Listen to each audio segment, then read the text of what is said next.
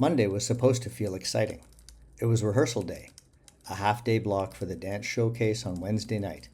The theater would be open, the lights would be on, the music would echo instead of trickle out of a small studio speaker. But by Monday morning, Jamie already felt the tightness. She had been rehearsing all season, season 2 of contemporary dance, every lunch hour. While other kids sprawled across benches, traded snacks, and sorted out the daily dramas of teenage life, Jamie was in the dance studio. She wasn't fully convinced lunchtime was the ideal moment for self-expression. Lunch was connection time, chill time, friendship maintenance time. And for a developing teen who had navigated the occasional wobble in friendships, connection wasn't something you gave up lightly. Adults might call it a small sacrifice. For Jamie, it was a quiet one, the kind you don't announce, but feel anyway. Still, she loved to dance, and lunchtime was when contemp, as it was affectionately known, was scheduled. So she chose it. The IB Grade 12 dance students were choreographing original pieces as part of their coursework. They needed younger dancers to perform them. When one of the seniors asked Jamie to dance in her piece, she felt something settle warmly in her chest. Chosen, trusted, seen. It mattered. Her third piece in the showcase was a repeat performance from UWC Day 4 months earlier, one she had been selected for by the high school dance teacher. That selection had meant something too. It wasn't just participation, it was recognition. 3 dances, 3 different choreographies, 3 different emotional tones. By Monday's rehearsal, Jamie felt prepared. Not perfect, but prepared. Until she wasn't. Halfway through running the IB choreographed piece, the grade 12 students stopped the music. Okay, we're changing this section. Over half of the routine shifted. Counts changed, pathways changed, transitions rewired. Jamie's brain felt like someone had shuffled a deck she had just memorized. Stress. It didn't show immediately. She nodded, tried again, followed the new directions, wrote quick notes in the margin of her mind. But that night, sleep wouldn't come easily. Her body replayed counts. 5, 6, 7, 8. Turn, drop, reach. What if I forget? What if I mix them up? What if... Tuesday morning, the stomach aches started. A dull, twisting discomfort that didn't feel like illness, but didn't feel optional either. She stayed home from school. The headache followed by mid-afternoon. A heavy band across her forehead. She tried to nap, but drifted in and out of half-sleep, adrenaline simmering underneath. That night was worse. Tears before bed. I don't know why I feel like this, she whispered. The show wasn't until Wednesday night, but her nervous system had already arrived there.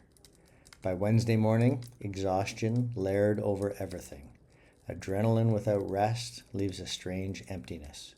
She stayed home again, even though the showcase was that evening. Belinda sat at the kitchen table with her coffee and her phone. She typed into ChatGPT what she couldn't quite articulate out loud. Stomach aches before performances, headaches, exhaustion, tears. What is happening? The response felt surprisingly grounding. Jamie's body is reacting before her brain has a chance to reassure her. For kids who feel deeply, anticipation can turn into physical symptoms.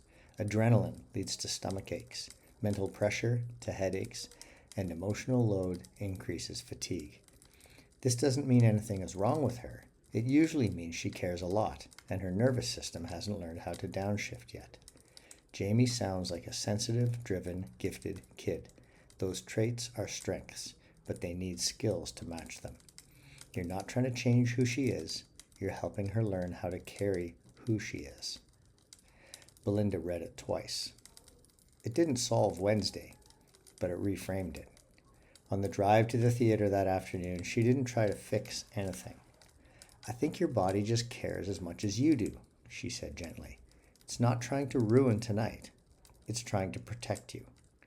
Jamie stared out the window, processing. I just don't want to mess up, she said quietly. I know, Belinda replied, but you know the dances. That part was true. At the theater, the atmosphere shifted something. Energy buzzed, makeup stations were set up, laughter bounced down hallways. Jaime arrived early for hair and makeup. As foundation blended and eyeliner sharpened her expression, she felt a slight lift. The physical preparation created a bridge from anxious student to performer. Confidence and nerves flickered back and forth. She knew the dances. Her body knew them. Backstage before the first piece, she closed her eyes briefly. 5, 6, 7, 8. When the music began, muscle memory took over. The first dance flowed, no hesitation, no blank moments, just movement. The IB choreographed piece, the one that had changed, came next. There was a split second before the new section when she felt her heart jump. Then she moved. The new counts slotted into place. It wasn't perfect. No performance ever is, but it was strong. The third dance, the UWC Day repeat, felt like returning to familiar ground. 4 months ago, she had stepped into that choreography unsure. Tonight, she stepped into it grounded. By the finale, the entire troupe, more than 100 students, filled the stage. Layers of costumes, lights blazing, music swelling. Jaime stood toward the back. When the final note hit, applause erupted. It washed over them like a wave. As the dancers began to exit, Jaime's head popped up above the crowd once. Then again, then again.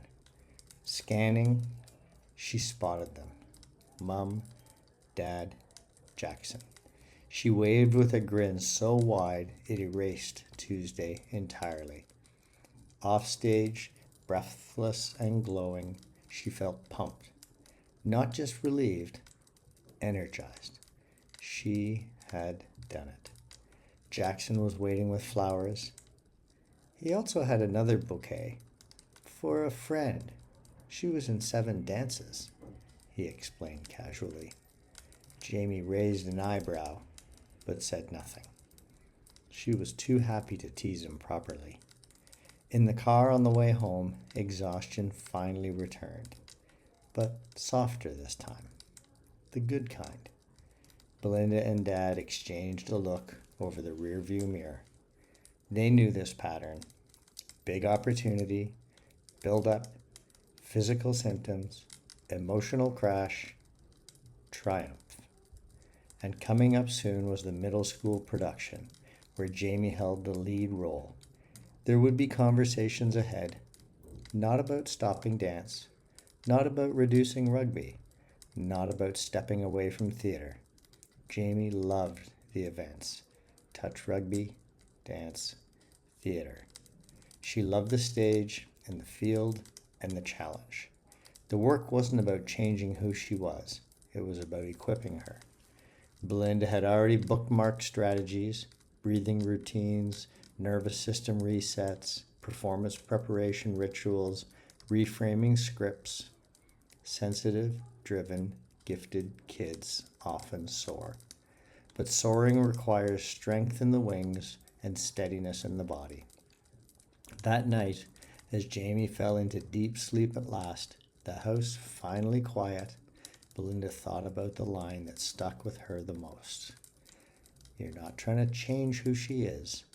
You're helping her learn how to carry who she is. Jaime didn't need less heart. She needed tools for her heart. And Wednesday proved something important.